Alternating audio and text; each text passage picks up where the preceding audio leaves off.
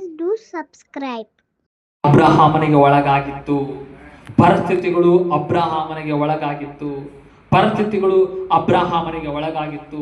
ಪ್ರತಿಯೊಂದು ಅಬ್ರಹಾಮನಿಗೆ ಒಳಗಾಗಿತ್ತು. ಎಷ್ಟು ಮಂದಿಗೆ ಅರ್ಥ ಆಗ್ತಿದೆ?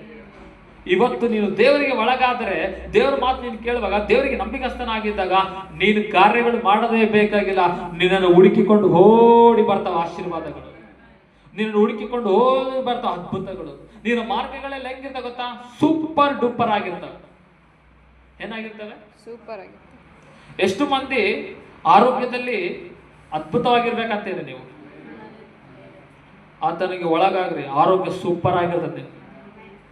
ನಿನ್ನ ಮನೆಯಲ್ಲಿ ಎಷ್ಟು ಮಂದಿ ಸಮಾಧಾನವಾಗಿರ್ಬೇಕಂದ್ರೆ, ಸಮಾಧಾನ ನಿಮ್ಮ ಮನೆಯಲ್ಲಿ ಎಷ್ಟು ಇರ್ಬೇಕನ್ಕೊಂತ ಇದ್ದೀರ?